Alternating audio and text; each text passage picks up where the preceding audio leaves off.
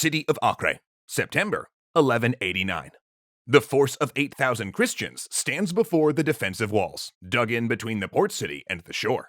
Among them flies the banner of Guy de Lusignan, the dispossessed king of Jerusalem, and until recently, Saladin's captive. Saladin could destroy them now, and perhaps he should.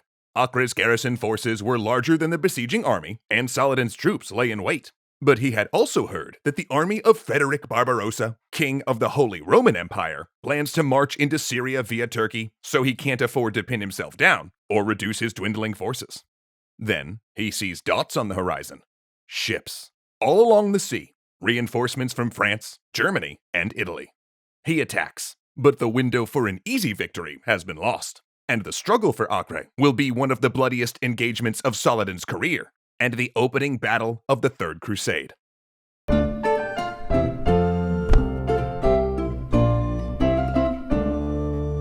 Though the capture of Jerusalem was Saladin's most triumphant moment, it also marked the pinnacle of his power and influence. For years, he had advocated that the full powers of the Islamic world be placed into his hands, with leaders setting aside disagreements over religion, politics, and ethnicity in order to retake Jerusalem. But now that that objective had been achieved, that unifying sense of jihad began to fracture. Old rivalries and differences reemerged, along with a new concern that Saladin and his Ayyubid dynasty was becoming a bit too powerful. Troops began trickling back to their original rulers, with many never coming back. And just as this Islamic coalition began to splinter, Europe united under a new crusade.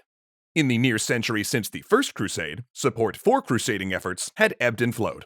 European kings might send money, but they only rallied to go to the Holy Land personally during times of obvious crisis. And the disaster at Hattin, the loss of the true cross, and the capture of Jerusalem was one heck of a big rallying cry.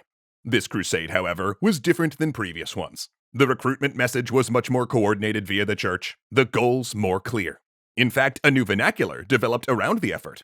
While participants in previous efforts had termed themselves pilgrims, now the act of joining was increasingly called taking the cross, a term which led to the modern term crusader. And much of this effort was focused personally on Saladin. Depicted as unfathomably evil by Christian propagandists, he was referred to by preachers as the son of Satan, and depicted in illuminated manuscripts as one of the 7 heads of the dragon of the apocalypse, which is metal AF if you ask me. Plus, kings going on crusade instituted a new tax to fund their military efforts, aptly named the Saladin Tithe. But it's important to remember that these European leaders were no more united than Saladin's fragile alliance. In fact, of the 3 kings who joined the crusade, the only one beginning their quest relatively quickly, Frederick Barbarossa of the Holy Roman Empire, set out on his journey in April of 1189, whereas Richard I of England and Philip II of France, by contrast, spent several years squabbling first. While Richard took the cross almost immediately, when he was still a prince, he had to settle some matters before he could leave. Namely, Richard wanted to be king of England, so he allied himself with Philip of France to fight a war against his own father, and he won. As you can imagine, Richard's family politics were a bit bonkers. Anyway, Richard became king while also holding vast territories in France. But that made going on crusade a bit awkward for Richard and Philip. See, Richard's holdings in France were actually more valuable than Philip's, and each wanted to usurp the other out to rule all of France. But now, both were rallying crusader armies next door to each other, meaning they had to agree to set out for Palestine at the exact same time, so neither of them could invade the other's territory once they were gone. So Saladin, who knew taking Jerusalem would mean fending off a crusade, had some time to prepare. But he didn't. In fact, he kinda squandered his momentum. Though, in fairness, his troops were exhausted from years of drawn-out warfare against the Crusader states, and he likely wanted to preserve his fragile alliance by taking easy victories. He swept up small fortresses and cities that he could argue into capitulating without a fight, sometimes even trading high-value captives for them. Anything to avoid costly and demoralizing sieges. But this meant that he left the city of Tyre, its defenses swelled by Christian refugees from Jerusalem and other cities, as a center of resistance and an easy place for crusaders to disembark. Another major mistake was letting King Guy of Jerusalem go.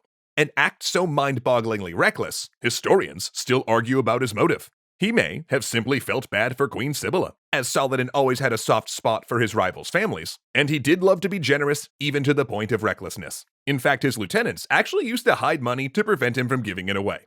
Or perhaps he thought that Guy would create discord among the other crusaders who were competing to replace him. Whatever the reason, he miscalculated. After a noble named Conrad, who had seized and defended Tyre after Hattin, refused Guy entrance into the city, the dispossessed king rallied a small army and put Acre to siege.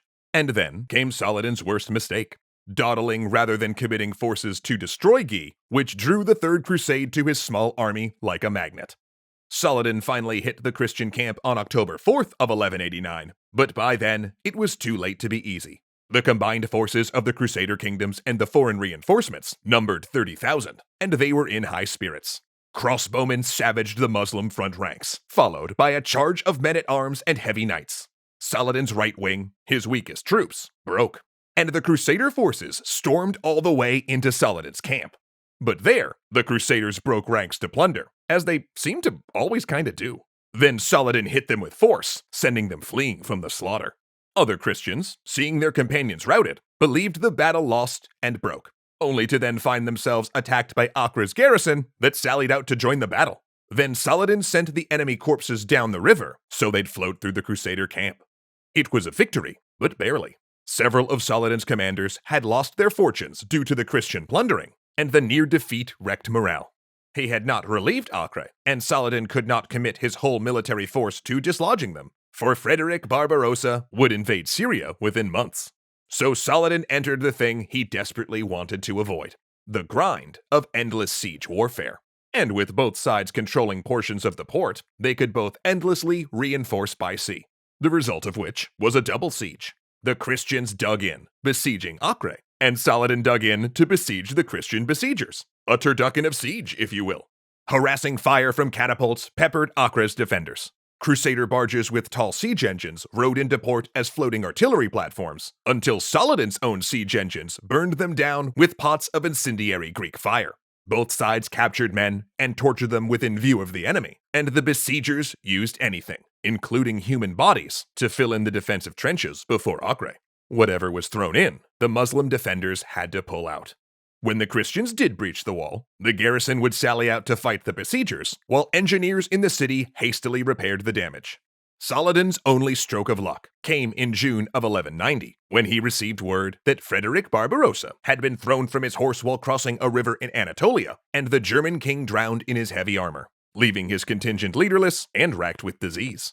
And while a few managed to arrive at Acre, they did so just in time to suffer through one of the worst winters Palestine had seen in decades. Their food so short, the Crusaders ate pack animals, and possibly even human corpses. And then, 18 months into the siege, Richard and Phillip arrived, and things changed. Because they brought with them enormous catapults named... Wait, no, really? Named Bad Neighbor and God's Own Catapult. Oh, I'm loving this. So expensive were they to maintain that a priest had to stand by them during their operation, praying and asking for donations to pay for repairs when they broke down or were damaged. An equally large Muslim catapult, dubbed Bad Relative, returned fire. This was a new type of siege warfare. The previous catapults could do no more than harass and injure defenders, but these named beasts knocked great holes in the defensive walls. It was clear Acre would fall. Yet something else appeared in Saladin's camp. A diplomat secretly sent by Richard without Philip's knowledge. Richard, ill with scurvy and calling on codes of chivalric honor, asked for a gift of fruit and ice, and he suggested they meet for talks. Saladin, ever hospitable to enemies, sent the requested peaches, dates, figs, and ice, along with a message. No meeting. Not until they had a peaceful truce. For if the kings met as friends, then later fought, it would bring dishonor on both of them. And fight they would, in a battle that would stand as one of the greatest personal rivalries in all of history. And we'll tell you about that little spat next time. We see you, Ahmed Ziad, Turk, Alicia Bramble, Casey Mustia, Dominic Valenciana, Gunnar Clovis, Kyle Murgatroyd, and O'Reels1. Thanks so much for being legendary patrons.